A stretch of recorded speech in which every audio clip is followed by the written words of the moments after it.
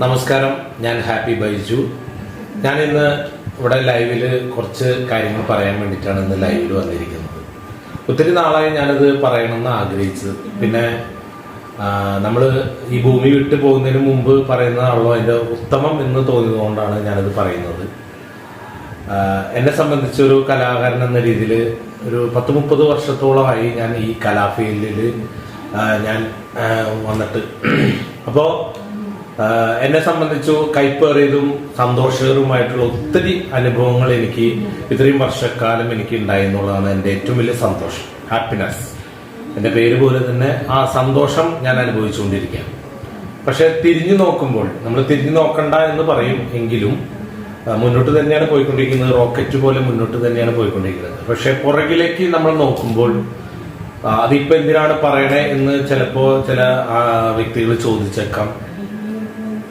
മരിച്ചിട്ട് പറഞ്ഞിട്ട് കാര്യമില്ല. മരിക്കുന്നതിന് മുമ്പ് നമ്മളെന്തായിരുന്നു, നമ്മുടെ ജീവിതാനുഭവം എന്തായിരുന്നു എന്ന് പറയുന്നുള്ളൂ. എൻ്റെ നാവിൽ നിന്നും അല്ലെങ്കിൽ ജീവിച്ചിരിക്കുന്നവരുടെ നാവിൽ നിന്നും എന്താണ് പറയണേ എന്നുള്ളതാണ് ഏറ്റവും വലിയ കാര്യം. അതുകൊണ്ടാണ് ഞാനിത് പറയുന്നത്. എന്നെ സംബന്ധിച്ച് ഒരു 10ാം ക്ലാസ് തുടങ്ങിയ കലാപ്രവർത്തനമാണ് എന്നെ ഇത്രയും വരെ എത്തിച്ചിട്ടുള്ളത്.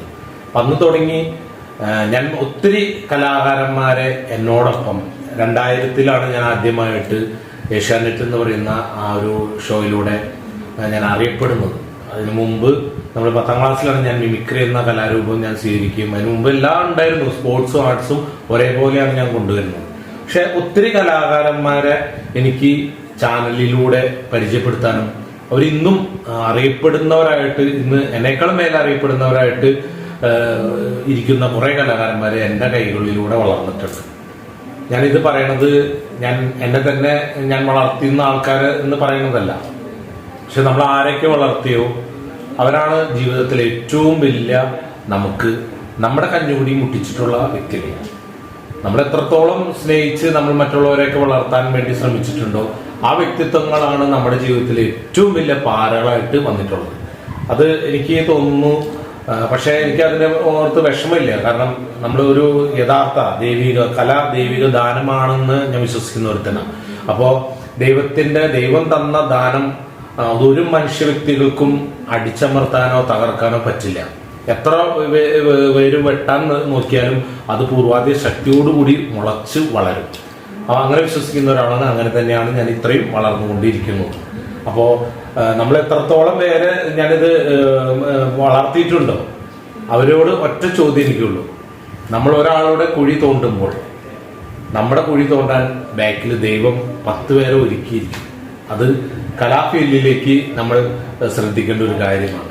കല ദൈവിക ദാനമാണ്. ദൈവം തെരഞ്ഞെടുത്ത്, അതായത് 10,000 പേരുണ്ടെങ്കിൽ അതിലൊരു 10 പേർക്ക് ദൈവം അങ്ങനത്തെ ഒരു വരദാനം കൊടുക്കുള്ളൂ. അത് ആ കല എന്തിനാണ് കൊടുക്കണമെന്നുള്ളത് കല കിട്ടിയ ആൾക്കാർ ബോധ്യമുണ്ടാവണം. അതാണ് യഥാർത്ഥ കലാകാരൻ. നമ്മൾ കല എന്ന് പറഞ്ഞാൽ ചിലപ്പോൾ സാമ്പത്തികമായിട്ട് നമുക്ക് ചിലപ്പോൾ രക്ഷപ്പെടില്ല. പക്ഷെ സമൂഹത്തിന് നന്മ ചെയ്യാൻ വേണ്ടി നമ്മുടെ ഈ കലാരൂപം, ഈ ദൈവം തന്ന, അതായത് അറിയപ്പെടുന്നത് ഏറ്റവും കൂടുതൽ ഈ ലോകത്ത് മരിച്ചു പോയിട്ട് അറിയപ്പെടുന്ന കലാകാരന്മാരാണ്. അതിൽ ഒത്തിരി ഉദാഹരണങ്ങളുണ്ട്. നമ്മളെ ചാലക്കുടി എടുക്കുകയാണെങ്കിൽ കലാഭവൻ മണി ഒത്തിരി സഹായം മറ്റുള്ളവരെ സഹായിച്ചതിന്റെ ഒരു വ്യക്തിത്വമാണ് കലാഭവൻ മണി. അതുകൊണ്ടാണ് എന്നും ജീവിക്കുന്നത്. അപ്പോൾ അത് നമ്മൾ ചെയ്യുന്ന നന്മയാണ് നമ്മളെ മനുഷ്യനെ എന്നും ജീവിക്കുക എന്ന് പറയുന്നത്. അല്ലാതെ നമ്മൾ മറ്റുള്ളവരെ കുതുകാല് വെട്ടി, മറ്റുള്ളവരെ പാര വെച്ച്, മറ്റുള്ളവർ കുറ്റങ്ങൾ പറഞ്ഞ് നമ്മൾ രക്ഷപ്പെടുന്നവനൊന്നും നിലനിൽപ്പുണ്ടാവില്ല. അത് എന്നും കലാകാരന്മാര് അല്ലെങ്കിൽ എല്ലാ ഫീൽഡിലുള്ളവരും ഓർക്കണം.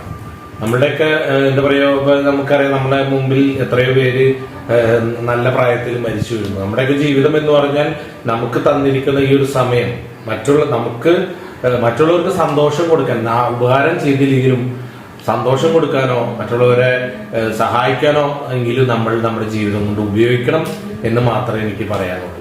അപ്പോൾ ഇത് ഞാൻ പറയുന്നത് എന്താണ് നിങ്ങൾ വിചാരിക്കും, എന്താണ് ബൈജു ഈ സമയത്ത് ഇതൊക്കെ പറയണത്? ഞാൻ ഒത്തിരി നാളായി ഇത് പറയണം എന്ന് വിചാരിക്കുന്നത്. കാരണം ഇനിയും വരുന്ന തലമുറ അങ്ങനെയാണ് പോയിക്കൊണ്ടിരിക്കുന്നത്. ഇനി കഴിഞ്ഞ നമ്മുടെയൊക്കെ കാലഘട്ടത്തിൽ, അതല്ലെങ്കിൽ 85, 90 കാലഘട്ടം, 2000 കാലഘട്ടം എന്ന് പറഞ്ഞാൽ കലയ്ക്ക് വേണ്ടി അധ്വാനിച്ചിരുന്ന ഒരു കലാകാരന്മാരായിരുന്നു ഈ ഭൂമിയിൽ ഉണ്ടായിരുന്നത്, അല്ലെങ്കിൽ കേരളത്തിൽ ഉണ്ടായിരുന്നത്. ഇപ്പൊ വരുന്ന കലാകാരന്മാര് എങ്ങനെ കുതന്ത്രങ്ങൾ കാണിച്ച് അല്ലെങ്കിൽ എങ്ങനെയൊക്കെ തെണ്ടിത്തരങ്ങൾ കാണിച്ച് വൃത്തികേടുകൾ കാണിച്ച് സോഷ്യൽ മീഡിയ താരമാവാൻ ശ്രമിക്കുന്ന ഒരു വ്യഗ്രതയാണ് ഇന്നത്തെ തലമുറയിൽ കാണുന്നത്. അവരിൽ നിന്നും നമുക്ക് ഒരിക്കലും ഈ പറഞ്ഞ ഒന്നും കിട്ടില്ല. അതുകൊണ്ട് അതിൻ്റെതായ വിഷമം കൊണ്ടാണ് ഞാൻ പല കാര്യങ്ങളും സോഷ്യൽ മീഡിയയിലും അല്ലെങ്കിൽ പല കാര്യങ്ങളിലും നമ്മൾ പ്രതികരിക്കുന്ന ഒരു വ്യക്തിയാണ്. അപ്പോൾ ഈ ഉള്ളത് പറയുന്നവന് കഞ്ഞിയില്ല എന്ന് നമ്മുടെ പഴമക്കാർ പറയും. അതുതന്നെയാണ് എൻ്റെ ജീവിതത്തിൽ മുഴുനീളം ഞാൻ അനുഭവിച്ചതും നേരിട്ടതും. തോൽപ്പിച്ച് വിജയത്തിലേക്ക് നമ്മൾ എന്നെ മനസ്സുകൊണ്ട് ഞാൻ വിജയിച്ചു എന്ന് തന്നെയാണ് എൻ്റെ മനസ്സിലെ ഏറ്റവും വലിയൊരു ആഗ്രഹം. അതായത് ഞാൻ എത്തിയിരിക്കുന്നത്. അപ്പൊ അതുകൊണ്ട് ഞാനിപ്പോഴും പോകുന്നത് നമ്മൾ ഇപ്പോൾ ഓൾറെഡി ചില കലാകാരന്മാര് ഇപ്പോ ഇങ്ങനെ പോകുന്നത് കൊണ്ട് ഞാനിപ്പോ ഓൾറെഡി ഫാമിലി ഷോയാണ് ഞാൻ ചെയ്യുന്നത്. ഞാൻ എൻ്റെ വൈഫും എൻ്റെ മോളുമാണ് ഞങ്ങൾ ഷോകൾ അവതരിപ്പിക്കുന്നത്. കാരണം ഞങ്ങളൊരു കാറിൽ പോകുന്നു, ഞങ്ങൾ ഹാപ്പി ആയിട്ട് പോകുന്നു, തിരിച്ച് ഹാപ്പി ആയിട്ട് തന്നെ വരുന്നു. അപ്പോൾ ഹാപ്പി ഫാമിലി ഷോ എന്നാണ് നമ്മൾ ഷോ. 2.5 മണിക്കൂറോ 3 മണിക്കൂറോ ഞങ്ങൾ ഭാര്യയും ഭർത്താവും മകളുമായിട്ട് ചെയ്യുന്ന ഷോയാണ് ഞങ്ങൾ പോയിക്കൊണ്ടിരിക്കുന്നത്. അപ്പോൾ തീർച്ചയായിട്ടും നിങ്ങളുടെ എല്ലാവിധ സപ്പോർട്ടും ഇനിയുള്ള ജീവിതത്തിൽ, ഞാൻ വലിയ ആളായിട്ടൊന്നുമില്ല, ഞാൻ എല്ലാവരും മരിച്ചു പോകുമ്പോൾ മമ്മൂട്ടിയോ മോഹൻലാലോ ആയി മരിച്ചില്ല എന്ന് വെച്ചാൽ അവൻ മോശം കലാകാരനോ അവൻ ജീവിതത്തിൽ തോറ്റു എന്ന് ചിന്തിക്കരുത്.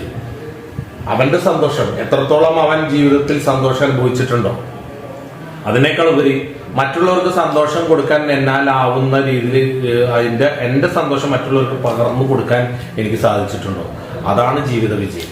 അല്ലാതെ ഇവിടെ എല്ലാം നേടി കുതുകാലും വെട്ടി കുറ്റങ്ങൾ പറഞ്ഞ് മറ്റുള്ളവരെ തകർത്തു നേടുന്ന വിജയം അതിവിടെ കൊണ്ട് തീരും എന്ന് വിശ്വസിക്കുന്ന ഒരു വ്യക്തിയാണ് ഞാൻ. കാരണം എനിക്ക് തന്ന കല, ഞാൻ ഒന്നും സീറോയിൽ നിന്ന് തുടങ്ങിയ ഒരു വ്യക്തിയാണ്. ആ സീറോയിൽ നിന്ന് തുടങ്ങിയ എനിക്കിപ്പോ ആ സീറോയിനെ ചെറിയ സീറോയെങ്കിലും ആക്കാൻ എൻ്റെ ജീവിതത്തിൽ എൻ്റെ പ്രയത്നം കൊണ്ട്, കഠിന അധ്വാനം കൊണ്ട് തന്നെയാണ് ഞാൻ ഇതേ രീതിയിൽ ഇന്ന് നിങ്ങളുടെ മുമ്പിൽ എനിക്ക് സംസാരിക്കാൻ തന്നെ ഒരു ധൈര്യം വന്നത്. അതായത് അധ്വാനിച്ച് കഷ്ടപ്പെട്ട് തന്നെയാണ്. എൻ്റെ അപ്പൻ ഒരു കൃഷിപ്പണിക്കാരനാണ്, കൂലിപ്പണിക്കാരനാണ്. അത്രയും കഷ്ടപ്പാടും എല്ലാം സഹിച്ച് തന്നെയാണ് ഞാനും ചെറുപ്പത്തിലേക്ക് ജോലി ചെയ്തിട്ടാണ് ഞങ്ങൾ പഠനവും കാര്യങ്ങളും കലയ്ക്ക് വേണ്ടിയിട്ടും മാറ്റി വെച്ചിട്ടും ഞങ്ങൾ ഈ ലെവലിൽ എത്തിയിട്ടുള്ളൂ. അപ്പോൾ ചിലപ്പോൾ അതിൻ്റെതായ ഇപ്പൊ ഞാൻ പഞ്ഞം പറയുന്നത് എനിക്ക് ഇഷ്ടമല്ല. എനിക്ക് പഞ്ഞം പറഞ്ഞിട്ട് ഒരാളുടെ സിമ്പതി എനിക്ക് വേണ്ട. എൻ്റെ കല കണ്ടിട്ട് എൻ്റെ കലാ പ്രകടനങ്ങൾ കണ്ടിട്ട് എന്നെ പ്രോത്സാഹിപ്പിക്കുന്ന, എന്നെ വളർത്തുന്ന അതേ രീതിയിൽ എനിക്ക് വളർന്നാൽ മതി എന്ന് ആഗ്രഹിക്കുന്ന ഒരു വ്യക്തിയാണ്. അതുകൊണ്ട് തന്നെ ഞാൻ ഈ കഴിവുള്ള കലാകാരന്മാരെ ആരും കുതുകാല് വെട്ടാനോ മറ്റുള്ളവരെ ദ്രോഹിക്കാനോ മറ്റുള്ളവരെ തകർക്കാനോ പോവില്ല. ഈ കഴിവില്ലാത്ത കലാകാരന്മാരാണ് ഈ കഴിവുള്ളവരെ ചൊറിയാനും അവരുടെ അവസരങ്ങൾ നഷ്ടപ്പെടുത്താനും അവർക്ക് മേലെ വളരാനും ശ്രമിക്കുകയുള്ളൂ. അപ്പൊ ഞാൻ ഒത്തിരി കാര്യങ്ങൾ എനിക്ക് പറയണമെന്നുണ്ട്. ഒത്തിരി വ്യക്തിത്വങ്ങൾ എൻ്റെ ജീവിതത്തിൽ എൻ്റെ വഴിമുടക്കികളായിട്ട് എൻ്റെ കലാപ്രകടനത്തെ, എൻ്റെ കലാ പ്രോഗ്രാമിനെ ഒക്കെ തകർക്കാൻ നോക്കിയ ഒത്തിരി വ്യക്തികളുണ്ട്. അതൊക്കെ ഞാൻ വഴിയെ പറയാം. തീർച്ചയായിട്ടും അത് പറയണമെന്ന് തന്നെയാണ് എൻ്റെ ആഗ്രഹം. എൻ്റെ ജീവിതത്തിൽ ഒത്തിരി യുദ്ധം നടത്തിയിട്ടാണ് ഞാൻ ഇത്രയും വരെ നിൽക്കുന്നത്. അപ്പോൾ തീർച്ചയായിട്ടും നിങ്ങളുടെ ആത്മാർത്ഥമായിട്ടുള്ള, ഈ പ്രേക്ഷകരുടെ ആത്മാർത്ഥമായിട്ടുള്ള പ്രോത്സാഹനവും സഹകരണവും പറ്റുമെങ്കിൽ ഒരു പ്രോഗ്രാം ഞങ്ങളുടെ ഹാപ്പി ഫാമിലിക്ക് തന്ന് സഹായിക്കണമെന്ന് ഒരു അപേക്ഷയോടുകൂടി നിർത്തുന്നു. കൂടുതലായി എനിക്കറിയാം, എനിക്കിത് പറയണമെന്ന് ഞാൻ ഇത്രയും നാള് പറയണമെന്ന് വിചാരിച്ച ഒരു കാര്യമാണ്. ഇന്നൊരു പ്രോഗ്രാമിനോട് വന്നപ്പോൾ കിട്ടിയൊരു സമയമാണ്, ഒരു ടൈമിൻ്റെ ഇടയ്ക്ക് പറഞ്ഞതാണ്. ഒത്തിരി സന്തോഷം. എല്ലാവരും ഞങ്ങളെ സപ്പോർട്ട് ചെയ്യണം, എല്ലാവരും ഞങ്ങളെ പ്രൊമോട്ട് ചെയ്യണം, ഞങ്ങൾക്ക് വേദികൾ തരണം, ഞങ്ങളുടെ കഴിവുകൾ എന്താണെന്ന് കണ്ടു തിരിച്ചറിഞ്ഞ് ഞങ്ങളെ വിലയിരുത്തണം. Okay, thank you. Good night.